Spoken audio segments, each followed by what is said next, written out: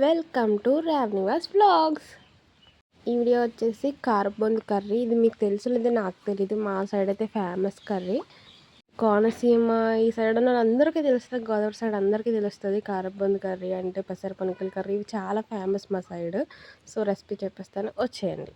First gas on చేసి తర్వాత ఒక గిన్నె పెట్టుకుని అందులో కొంచెం ఆయిల్ వేసి వెంటనే ఆయిల్ హీట్ ఎక్కగానే ఆనియన్స్ వేసి తిప్పేసుకోవాలి.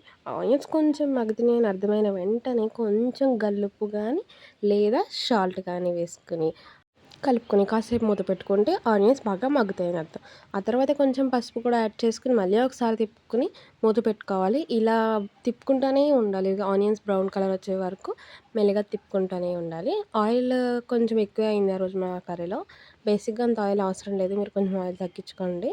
సో ఆ రోజు బై మిస్టేక్ నాకు కొంచెం ఆయిల్ ఎక్కువ పడింది. ఇంతకీ మీకు ఈ కర్రీ తెలుసా లేదా కామెంట్ చేసేసేయండి. ఇలా మధ్య మధ్యలో ఫోన్ చూస్తూ ఇలా అడుగు పట్టనివ్వకుండా చూసుకోండి. మంచిగా దగ్గరుండి కలుపుకుంటూ ఉండండి, అప్పుడు ఇలా మాడకుండా వస్తుంది మీకు. ఆనియన్స్ ఈ కలర్కి వచ్చినాక ఇప్పుడు మళ్ళీ ఒకసారి కలుపుకొని ఇందులో కారం యాడ్ చేసుకోవాలి. ఇప్పుడు మీకు టేస్ట్కి తగ్గినంత అలా యాడ్ చేసుకోండి. నేను కొంచెం ఎక్కువ వేసుకున్నాను, మా ఇంట్లో కొంచెం కారం ఎక్కువ తింటారు, సో ఎక్కువ వేస్ట్ చేశాను. మీరు మీ టేస్ట్కి సరిపడగా కారం వేసుకోండి.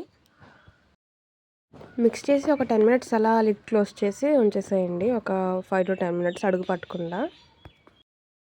తర్వాత ఇంకా ఇందులో వాటర్ యాడ్ చేసుకోవాలి. మనకి ఆనియన్స్ మగ్గి ఇలా ఒక కారపూస వేస్తాం కదా, ఇప్పుడు ఆ కారపూస మునిగేలా అలా వేసుకుంటే సరిపోద్ది. మునగటం అంటే మునగటం కాదు, సో అవి జస్ట్ ఇలా వాటర్ కాటుకు సరిపడగా వేసుకోవాలి. ఇలా వాటర్ వేసుకున్నాక కాసేపు మూత పెట్టేసుకొని అలా ఉంచేసేయండి. మీకు ఇలా ఎప్పుడైతే వాటర్ ఇలా పొంగుతున్నట్టు అనిపిస్తుందో ఇప్పుడు ఇందులో మీ ఇంట్లో ఉన్న మసాలాస్ యాడ్ చేసుకోండి, అంటే మీ కర్రీ మసాలాస్. నేనైతే ఇందులో కొంచెం అల్లం పేస్ట్ అండ్ మా ఇంట్లో కర్రీకి యూస్ చేసే మసాలా పౌడర్ నేను ఇందులో వేసాను. హోమ్ మేడే, మనం ఏదైనా వేసుకోవచ్చు, నేనైతే ఇంట్లో రెడీ చేసింది వేసుకున్నాను. సో ఇలా దగ్గరగా అయ్యే వరకు అలా దాన్ని మగ్గనివ్వాలి, మసాలా వేసిన తర్వాత ఒకసారి తిప్పుకుంటూ.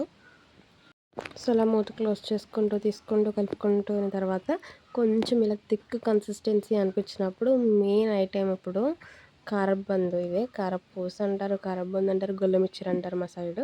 సో ఇది వేసుకోవాలి. ఇందులో వేసుకుని కొంచెం కలుపుకొని, ఎక్కువ కలిపేయకూడదు, మళ్ళీ పేస్ట్ అయిపోయి కర్రీలో కలిసిపోద్ది. కొంచెం కలుపుకొని ఒక మూత పెట్టుకొని తీసేసుకుంటే అంతే. కారబందు కర్రీ సూపర్ ఉంటుంది అసలు, మీరు ట్రై చేయండి డెఫినెట్లీ.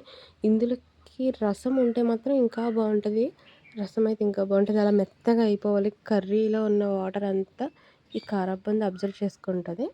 అప్పుడు చూసారా ఎంత దిగ్గా వచ్చింది, ఇలా రావాలి కర్రీ. ఇంకా కర్రీ ఇలా అయిన ఇంకా అయిపోయినట్టే. మీరు ఇందులో కొత్తిమీర కరివేపాకు ఏమైనా యాడ్ చేసుకోవచ్చు పైన. మేమైతే ఏం యాడ్ చేసుకోకుండా డైరెక్ట్ తినేసాము. That's it today video guys. Like, share, subscribe to Ravnivas vlogs.